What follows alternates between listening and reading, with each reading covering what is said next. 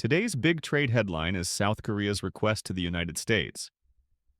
Delay a proposed 25% tariff until a related special law is processed, and Washington's reported reluctance to grant that grace period. The story matters even if you're not a trade nerd, because tariff deadlines often become political deadlines. For exporters and suppliers, the risk isn't just the tariff itself. It's the uncertainty that freezes orders, reshapes shipping schedules, and pushes firms to reroute production or inventory before a policy even lands. In practice, Seoul's ask signals two things. First, Korea wants time to stabilize domestic rules, so companies can prove compliance and avoid getting hit overnight. Second, it's trying to keep negotiations in a process frame rather than a punishment frame. But U.S. skepticism, as reported, suggests Washington wants clearer concessions or faster timelines, not another open-ended legislative promise. For foreigners living in Korea, the real-world channel is prices and jobs. If tariffs target items deeply embedded in Korea's manufacturing ecosystem, the downstream effects can touch everything from subcontractor hiring to consumer pricing, especially in sectors where margins are already tight. Investors also watch these fights as a proxy for broader alliance friction. When trade becomes a lever, other issues, security cooperation, tech supply chains, procurement, can get pulled into the same negotiation bundle. What to watch next? 1. Whether Seoul offers a concrete implementation schedule for the special law. 2. Whether the U.S. shifts from no to conditional yes. And 3. Whether firms begin preemptive moves, like front-loading shipments, before any formal decision.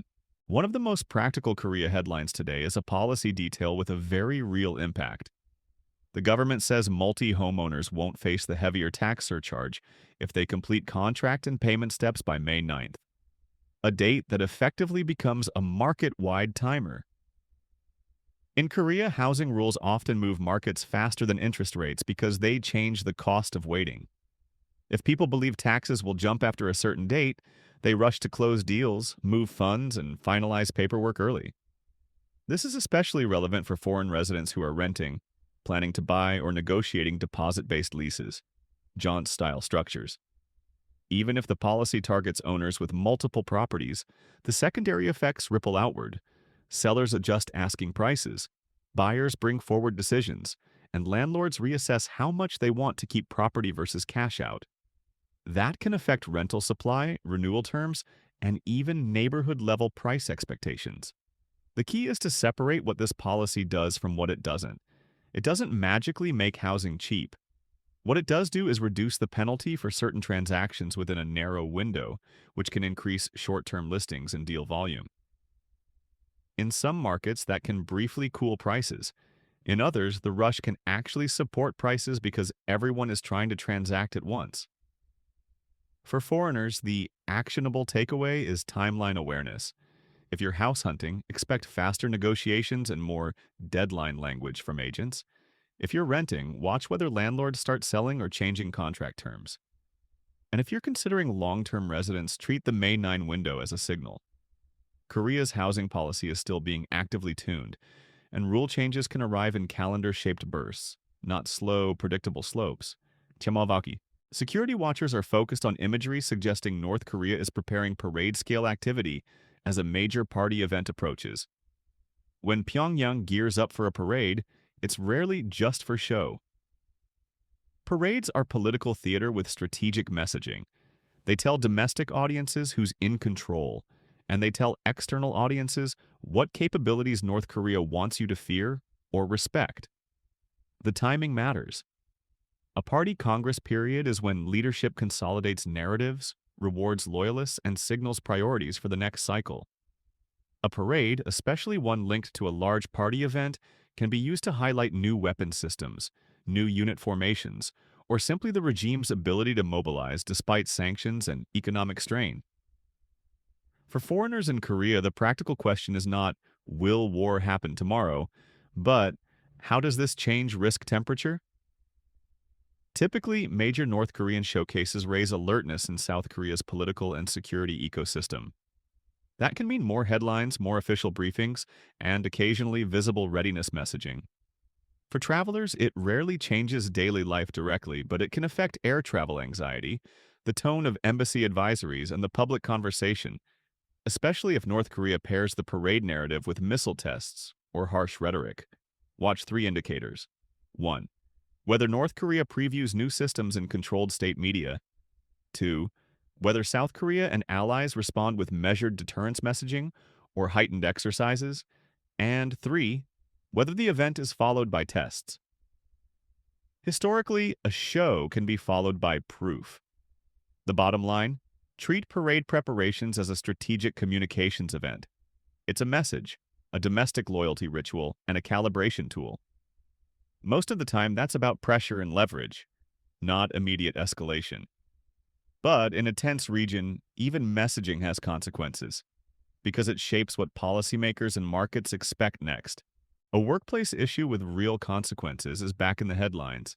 Authorities are moving to stop a practice where some employers sign contracts that are one day short of 1 year, a structure used to avoid triggering severance pay obligations.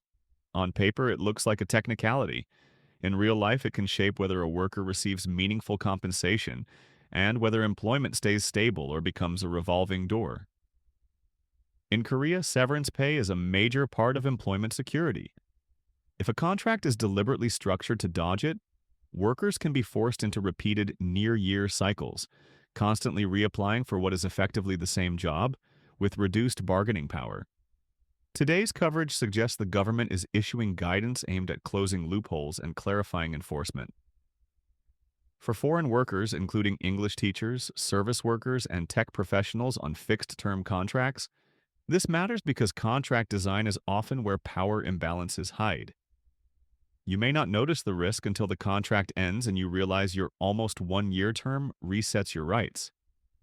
This is also relevant for foreign-owned SMEs and startups. Compliance mistakes can become legal disputes, reputational damage, and back pay liabilities. The practical checklist: confirm whether your contract length, renewals, and job continuity could imply an ongoing employment relationship even if paperwork resets. Keep records of schedules, duties, and renewals. If your workplace repeatedly uses near-year terms, ask in writing how severance is handled and whether renewals are standard. Policy-wise, this is part of a broader pattern. Korea is trying to modernize labor enforcement in ways that discourage paper tricks. If enforcement tightens, companies may shift toward longer terms, clearer renewals, or formal severance budgeting. That can improve stability, but it can also make some employers more cautious about hiring. Either way, it's a reminder. In Korea, the smallest calendar detail, literally a single day, can decide a worker's rights. A new political proposal is drawing attention. Lawmakers are again floating a sugar levy, a charge tied to sugary products, as a public health tool. Supporters frame it as a way to reduce excessive sugar intake and fund health programs. Critics warn about regressive impacts, price burdens, and unclear effectiveness if consumers simply switch products. This is a classic policy clash between prevention and cost of living. Korea, like many countries, is balancing rising lifestyle-related health risks with public skepticism about new fees that look like stealth taxes. The policy design details matter more than the slogan. What products are covered? Is it sugar content based? Are small businesses exempt? Where do revenues go? And can the government prove measurable health outcomes rather than just collecting money? For foreigners living in Korea, the practical angle is simple. If such a levy advances, you may see small but noticeable price changes in convenience store drinks, cafe menus, and processed foods. It could also reshape labeling and marketing. Many countries that adopt sugar taxes see companies reformulate products. Less sugar, smaller portions, more zero lines. Because firms respond faster than consumers.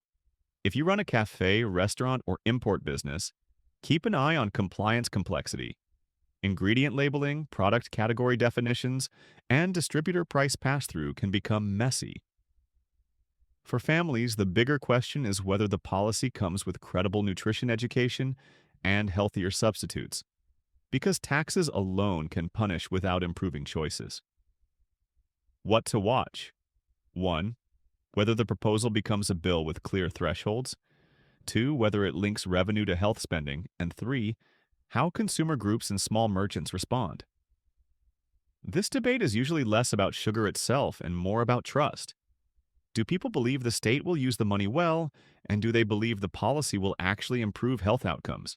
Korea's e-commerce battlefield is shifting after a widely discussed personal data leak incident tied to Coupang. New reporting cites mobile analytics showing a dip in new installs and monthly active users, while a rival shopping app saw a sharp jump in installs and usage. The numbers themselves matter less than the behavior. In a subscription and delivery economy, trust is an asset, and once trust breaks, switching costs suddenly feel lower. For foreigners in Korea who often rely heavily on delivery apps for groceries, household goods, and last-minute essentials, this is practical news. When a dominant platform takes a hit, competitors move fast with discounts, memberships, and partnerships to capture churn. That can mean short-term welcome deals, but it can also mean changes in delivery capacity, customer support load, and refund speed as platforms stretch to handle new users. It also raises a broader point. Korea's digital life is tightly integrated, and data incidents quickly become national conversations about security standards, outsourcing, insider access, and corporate governance. Even when the legal outcome is still unclear, the reputational impact can be immediate, because consumers react before courts do. If you're worried as a user, focus on basics. Change passwords, enable multi-factor authentication where possible, watch for phishing, and be cautious about reusing the same login across services. If you run a small business that depends on online marketplaces, diversify channels because platform risk is business risk. What to watch next is whether the affected company expands compensation, whether regulators tighten enforcement or disclosure expectations, and whether users truly stick with alternatives after promotions end. In Korea, switching waves can fade quickly, but when data trust is the trigger, the aftershock can last longer than a one-time coupon. A major social economic storyline today is about wealth gaps that don't just follow income. They follow early asset formation, especially whether someone manages to buy housing early and how debt is used. Recent reporting on new research argues that gaps created in youth can persist into midlife, becoming sticky rather than fading with time. In plain terms, if you get onto the property ladder early, often with leverage, your net worth trajectory can diverge sharply from peers who don't. This matters for foreigners because Korea is a place where housing is not only shelter, it's frequently a core wealth vehicle. That shapes everyday decisions, how families prioritize saving, how much risk people accept with loans, and why getting a place becomes a life-defining milestone. When prices rise, those already holding assets can gain. Those outside can feel locked out, even if their salaries improve. For foreign residents planning long stays, the takeaway isn't "you must buy." It's that policy, credit conditions, and housing supply heavily influence inequality, and those factors move quickly in Korea. If credit tightens, entry becomes harder. If taxes or rules change, timing becomes everything. That's why Korea's real estate headlines often feel like they're written in deadlines and exceptions. The second takeaway is about social stability. Widening wealth gaps can feed generational tension. Young people feeling the game is rigged, older cohorts feeling they're being punished for playing by the rules available at the time. Governments then respond with mixes of tax tweaks, loan limits, and supply promises, each with trade-offs. What to watch? Whether policy focuses on short-term price cooling or long-term asset building for low-asset groups, like match savings, housing access, or debt cost relief.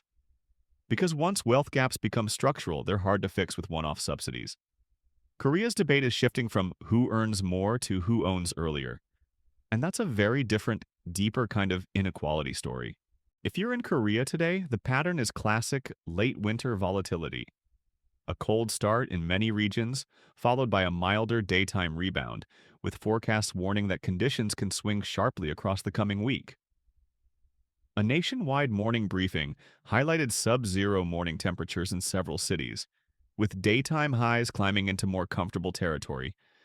Good news for commuters, but also a setup for slippery mornings if overnight moisture freezes. For foreigners, here's the practical way to read this. First, don't pack based on the afternoon. Korea's winter discomfort often comes from the gap between morning and day, especially if wind picks up. Second, watch for black ice behavior. Sidewalks can look dry but still be slick in shaded areas, near bridges and on slopes. Third, if you're traveling between regions, say Seoul to Gangwon or down to the south coast, expect meaningful temperature differences and check local advisories. The medium-range forecast documents also emphasize that February weather can be erratic. Cold snaps can return after brief thaws, and snow risk can reappear even when the day feels mild. That matters for drivers and for anyone planning day trips, because road conditions can change overnight. Action tips: wear layered clothing, keep gloves handy even if midday feels warm, and if you drive, assume early morning roads may be icy, especially after a warmer day followed by a cold night.